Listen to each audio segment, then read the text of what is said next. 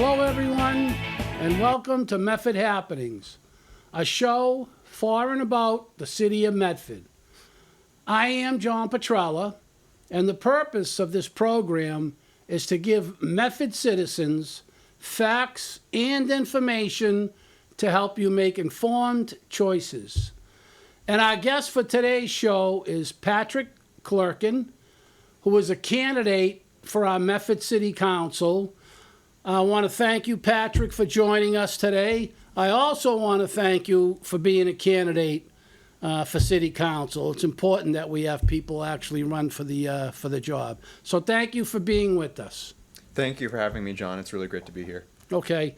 We're going to get right into it, Patrick. We're not going to hold back here. So, we'll start the show by asking you to share with our audience just some background, general background information about yourself. Who's Patrick Clerkin? How long you've been in Medford? Sure. So I've been in Medford for 9 years now, coming up in September. And before that, I grew up in North Reading. I've been a North Shore guy my whole life. And I went to North Reading Public School. And when I was in school, my favorite subjects were actually history, geography, and literature. So what does somebody whose favorite subjects are those do after that? They go to school for engineering, of course. I went to Northeastern for mechanical engineering, and it was partly... my high school had a couple programs. It was not like the Medford High School with these great vocational programs, but it had an architecture program, or a class, I should say, an engineering class, and those sort of stoked my curiosity. So when I went to Northeastern, mechanical engineering, did a couple co-ops there. If you're familiar, they have this you do classes one semester, jobs another semester, and that was great because that was work experience. And I also got involved with a fraternity when I was there, and was eventually the president of the fraternity. So that's my entry point into leadership roles. And really, post-college, I started working for a company in the semiconductor test industry. Nothing that you or I would ever work with. It's really company-to-company stuff. I hear you. And I was there for a couple years, and I just kind of decided, corporate was not really... I was too restless for corporate. Right. And so I ventured out on my own, and I really got involved with... at one point, I was doing my own entrepreneurial pursuit called Tether, and that was in the realm of communications and software. Okay. Yep. And then I also I started making money through doing handyman work, which I really enjoyed because that was more practical, hands-on. Right. It was very face-to-face with clients, and I got to know a lot of my neighbors. So I'll say that those were sort of my entry points into... because people look at why are you involved in politics. Engineering is sort of this profession that allows you to look deeply at problems from a systemic level, and to look at the limitations of systems, and to look at the possibilities. So it's a combination of having gotten to know my neighbors through the handyman work, and I would say it's also the desire to be civically involved and an intermediary between people. Okay. Good answer. Mm-hmm. Interesting stuff. Mm. Can you give us a couple of reasons why you're running for a seat? Sure. What prompted you to decide to run for the job? Yeah, so I mentioned before that I started doing handyman work, and at one point one of my neighbors said, I really wish that we had, better options for city council, and that people were better addressing these issues. So I looked into it. That was 2023, and I really jumped in at the last minute. This was like a week before you have to get signatures to get your name on the ballot. It was like a week before the signature deadline. So when I say I was running for council, it was more like I was sprinting for council because it was such an immersive and quick process. Yep. But what I learned from last time, I didn't win last time, but what I learned was that one of the biggest issues that affects the city, that affects all of the problems that people see, is the communications issue. Okay. That's citywide, and it's gotten particularly bad over the last 5 or 6 years with the lack of a common hub of information, Right. like a city paper Yeah. or something like that. Yep. Yep. And so now we have some of these news sources, like we've got Medford Happenings, we've got Gotta Know Medford, we've got some things that have filled that void.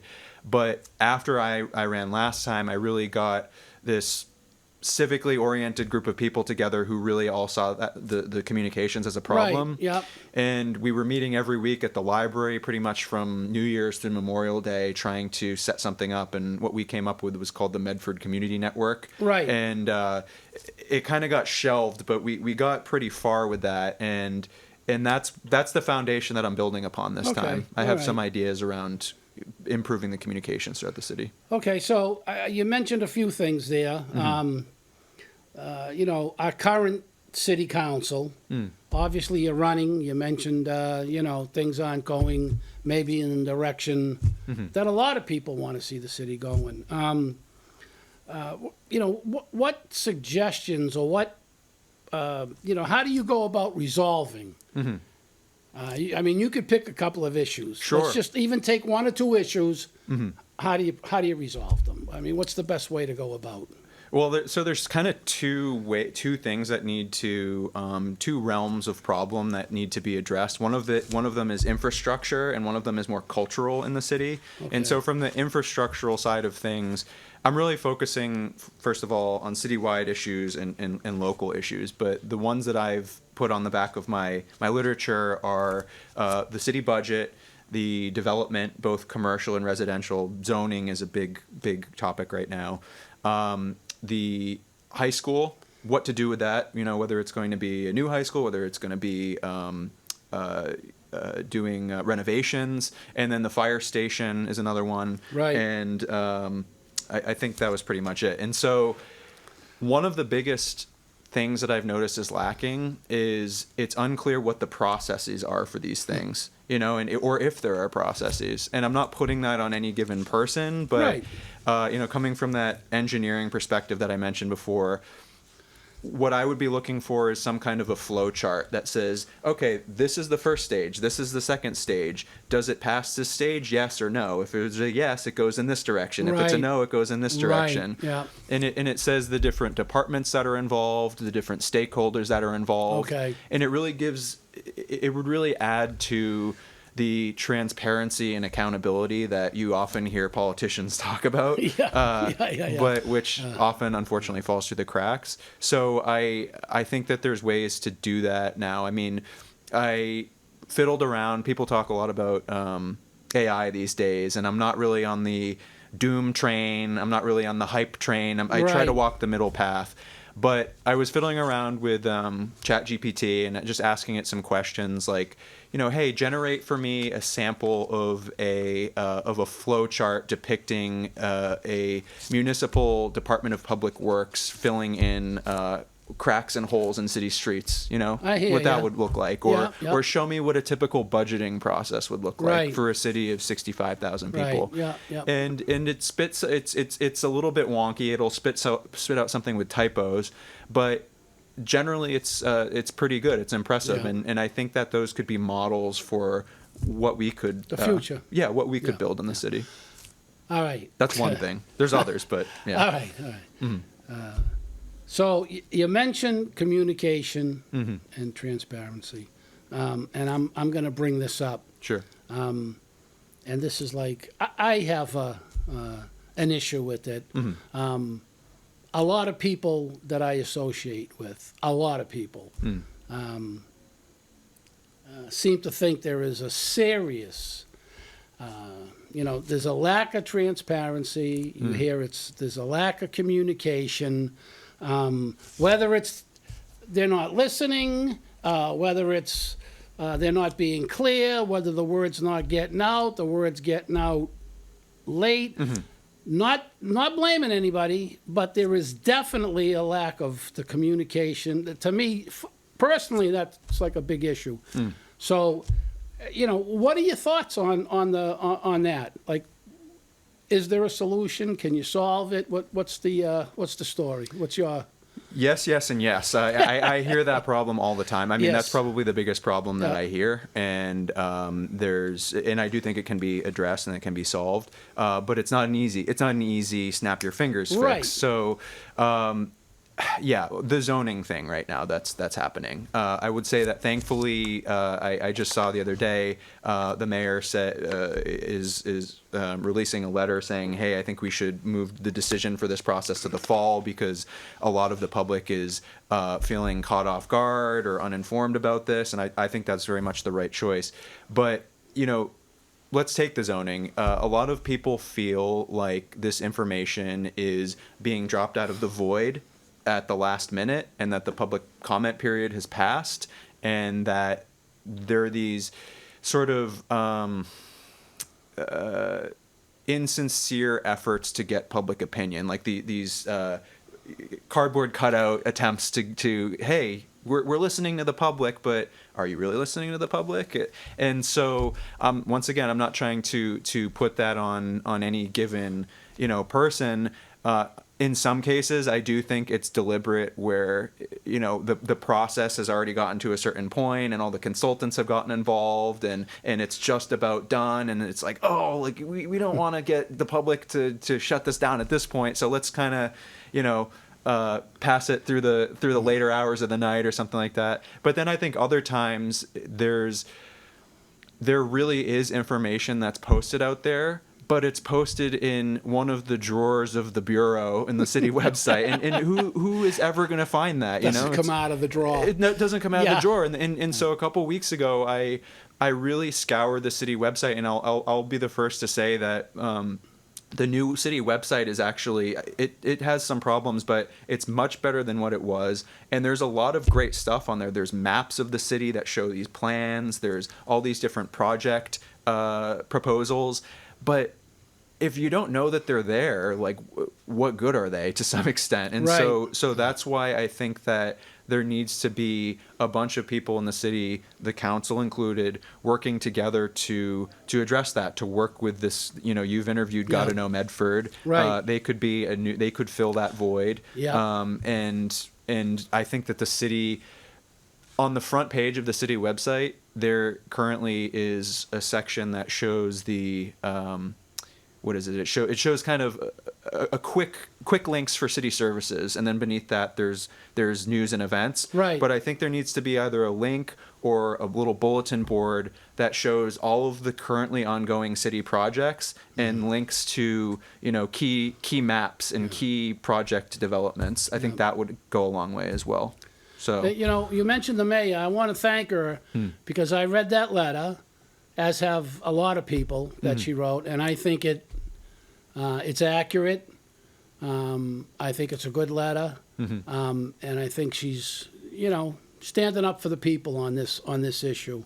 And as you said, it's a big issue, and you made a lot of good points, and I appreciate that. But I want to thank the mayor because I think it was important that she took the lead on this, and I think she did a good job doing it. I think it was the right choice. So now I'd like to just talk about, we're talking about zoning, we're talking about everything else.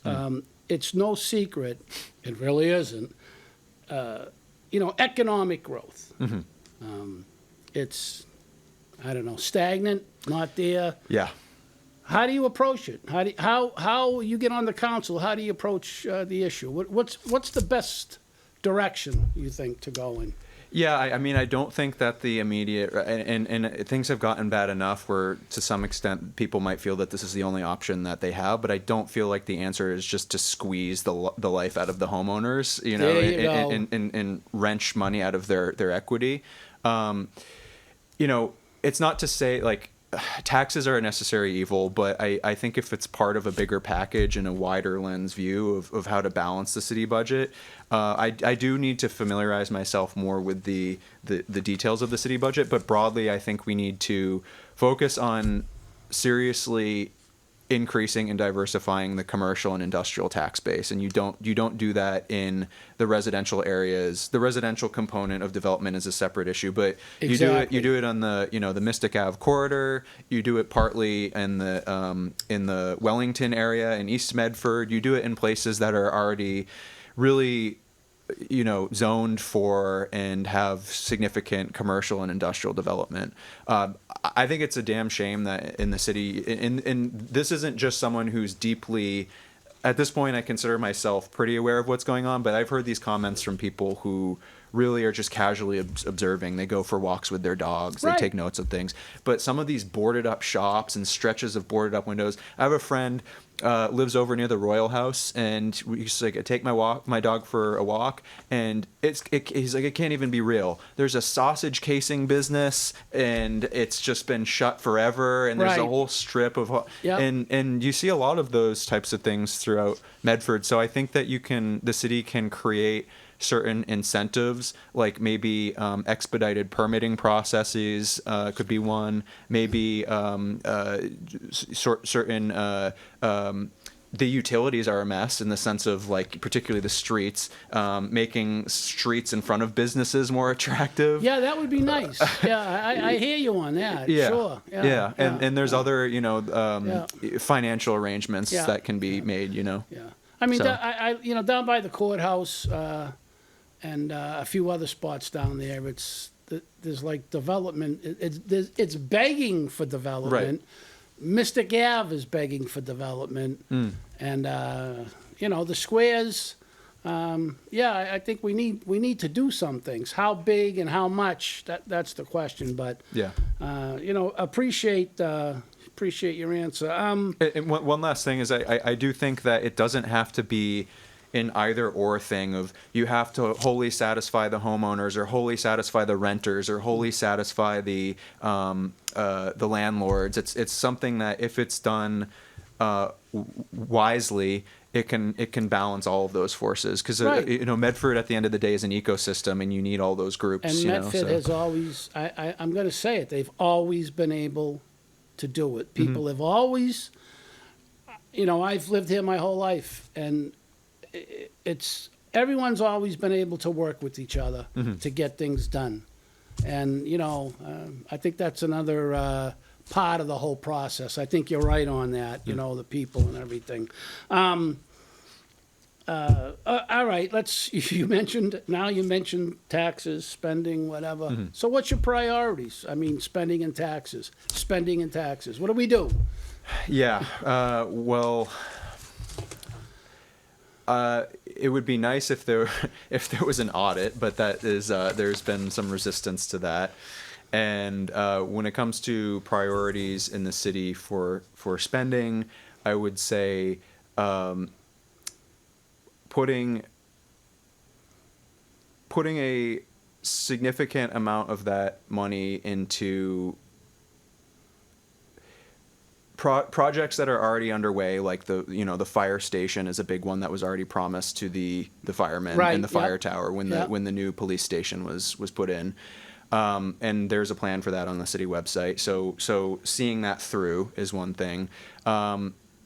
Looking seriously at how far we can stretch the money that we have. I do think that, Rick Orlando was on in one of your episodes, and he was talking Yes. about the process of building schools. The Right. school is one of these looming things. What do we do with the school? Do we renovate it? Do we do it over again? Well, Rick talked about how if we were even to consider redoing the school all over again, we're not going to get the same abatements as no. previously. There was that racial balancing that, Yeah. that paid for Yeah. like 90% of the schools or 75% of the schools. So I think we should prioritize the school, because this school does have this studio that we're in right now is a gem. There's the robotics club that's a gem. This school has I'm blanking on the name right now. The Bistro 489. Right, Like, there's yep. some really great stuff at the school, both vocational and otherwise. But, maybe we could look at it, like, how do we stretch our dollars? So, some people say, absolutely no way, never renovation, redo the whole thing. Well, first of all, we're not going to get that, those refunds No. that we previously did. Second of all, there's good bones in this school. There's a lot of, it's it's a brutalist architectural style like the Boston City Yes. Hall. Yes. But maybe efforts could be done to make it more, coming into the school to feel less sort of ominous, I more would say. Yeah, a little more palatable. Yeah. And to just, renovate parts of the building. Yeah. It was built for a certain number of students that it currently is not, filling. I don't think. I've taken a tour of the whole school. So that is a goal of mine. I have a neighbor down the street, a couple, and they just moved here a couple years ago, and they're saying that they're already consider moving out. Like they have a baby, they have another one on the way, and they're like, the school system, we just, whether it's true or not, perception is reality to them. Yes. And they say, Yeah. we're moving out. And I think they're not alone with that. There's Right. people who look at the school. So I would consider that like a hemorrhage within Medford is the school system. Right. And outside of that, I would just say, the streets. The streets are a mess. And putting forward on the city website, there's a plan for all the streets, prioritizing them by Right. area. Really putting that forward and putting that next to that process flow chart that I was describing Yeah. before of, so people can see and hold the city accountable. Yeah. Those are the big ones. Figuring out how to make it a reality. Mm-hmm. That's a key. So we covered a lot of things. Mm-hmm. I just want you to, I sort of, how do I say it? I think it would be helpful if you could, let's say, paint a picture for your concerns, solutions, Mm-hmm. ground up. I call it, and you mentioned it earlier, the streets, the cleanliness, whatever you want to call it. Sure. I call it meat and potatoes of running a city. Yep. What do you think about the meat and potatoes? Yeah, well, I think you have to see it from two angles. One is the on the streets level, which is the meat and potatoes of like what does the average resident of Medford see? And they see bad quality streets. They see and unfortunately, the bad things tend to stick out more than the good things and the things that are working. You don't, and when you're paying attention to things, you don't go, oh, that's working really well. You go, oh, that's a mess. Yeah. So it's really unfortunate, but people tend to lock into the things that aren't working. So, the state of the streets, the fact that we have a bunch of sections that are sort of business sections that are more worn down or mismatched or not really diversified in the sense of Right. not to demean banks and credit unions and barber shops, but I we have a lot. understand. As I walk around, we have a lot of both of those. So a focus on what people actually see on the front end, and then simultaneously on the back end, there's all these processes and communications failures that are happening that would make addressing the front end more possible. Yep. And I'll say that this is both meat and potatoes and back end, but I mentioned before how there's an infrastructural part of this, and then there's also a cultural part. Just getting people to talk to each other again and not see each other as villains, it's really like the number of people that have just disengaged has left the smaller public square open to be taken over by brats and bullies, I would say. No, well spoken. It's the truth. And there's a lot of people who do participate who really just want to see things work, and they're trying to get things get things to work. But there's also a lot of rancor and a lot of stuff that sucks the oxygen out of the room. And I want to see neighbors talking to neighbors again and seeing each other as such, rather than like you're a red, you're a blue, you're a this, you're a that, it's not helping. And so that cultural component in people talking to each other again plays into whether this stuff gets done and whether neighborhoods can start participating in the political process. That was a great answer. Yeah, it was. I mean, it's truthful too. I mean, I agree with it. It was a good answer. Thank you. And by the way, block parties are one of the biggest examples of this. Like that might seem like a small thing, but it's a sign it's like a vital sign in my opinion of like a healthy neighborhood. Honest answer, and we appreciate that. So now let's just, I always got to ask a personal question. I got to get something in. Sure. So what's your least and most favorite things going on in Medford? that Patrick likes to do. Yeah. On that. Well, some of the more relatable things would just be discovering new restaurants and trying new things on the menu, and discovering like, oh, we've got Wright's Pond in North Medford that has its own beach. You know, that's not a lot of towns have that. You know, that aren't oceanfront. So there's just a lot of cool stuff that I've been discovering. Sort of a behind the scenes satisfaction is just seeing how much common ground that there is with all the people that I talk to. I really enjoy the conversations that I have with people, and just finding out that like this person who would never associate with that person actually has so much of a common description of what they consider the strengths and the weaknesses of the city, you know, Right. and so there really is like a ton of budding potential, and it's just seeing that validated is very reinforcing, I would say. So that's one of my favorite things. But negative things is the counter to that. Well, first of all, driving over all those potholes all the time, that's definitely a negative thing. Passing by a lot of these things that have so much potential, but it's just not realized. Yes. Those boarded up buildings, those neighborhoods that could be having block parties and could be getting together but aren't. And then also just the people who are talking past each other, but missing the opportunity to sort of connect. You know, they're like two ships in the night. Yep.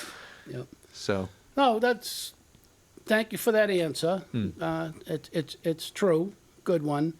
And I just want to mention one thing now, because while we're on the subject of people getting together, this Saturday, we have Circle the Square. Yes. It's always crowded. I'll be there. I mean, yeah, I know you'll be there. It's a good place to be. And I just wanted to throw in a plug for that. That's always a great thing. So anyhow, I want to thank you. That was the last question I had for you. And, I want to thank you for joining us. Great conversation, and I enjoyed having you. And I'm sure the people that watch the show, listen, whatever, they're going to get a lot out of it. So thank you, Patrick. Thank you, John. For giving me a platform to talk about some things that are just quick sound bites. You're more than welcome. Yeah, we welcome anyone who's running for office. Seeking re-election. You're more than welcome. They know how to contact us. So the last thing I got, just give us a quick. How do they get in contact you if someone wants to? Yep. So my campaign email address is Clerkin 4 Medford @gmail.com, and that's CLERKIN. And my campaign website is Clerkin 4 Medford.com. The email address is at the bottom of that if you don't remember it. And then I'm on Instagram, Facebook, and Reddit, and all of those are Clerkin for Medford. Whether it's the 4 or the word 4, FOR, you'll find me. Good stuff, Patrick. Thank you. And I should just, one last little plug is on my website, my campaign website, I do a weekly blog updating what I'm doing and the people I talk to and the canvassing, the events, all that. So check that out. Yep. Hopefully you'll get some people looking at it. Well, it's that time again. I want to thank you for joining us on the show. For joining us on Medford Happenings. And second, being a candidate for the Medford City Council. Good for you. I'm glad. I also want to take a minute to thank everyone who has been watching the show. Thank you for your feedback. Whether it's positive or negative, we'll take it. I also would like to share a comment. If you'd like to share a comment or are a candidate for city office, opening a new business, an existing business, or you represent an organization with upcoming events, if you'd like to appear on a future show, you can contact us at johnpetrella55@gmail.com. And I just want to point out a lot of people are joining us, sending us great ideas for shows. So we do have a lot of great shows coming up. I just want to mention that we have a few more candidates coming on, which is always, I enjoy doing these shows. I really do. I can tell, and you've So- got a lot in the pipeline. Yeah, no, I do. It's fun to have all this in the pipeline. So you will be able to see replays of this show on Medford Community Media. We're on Monday, Wednesday, Friday at 6 p.m. And you can also see Medford Happenings on medfordtv.org, YouTube, and Facebook. So thank you, everyone, for joining us. And from all of us at Medford Happenings, I'm John Petrella, Patrick Clerkin, and please stay informed. Have a great one.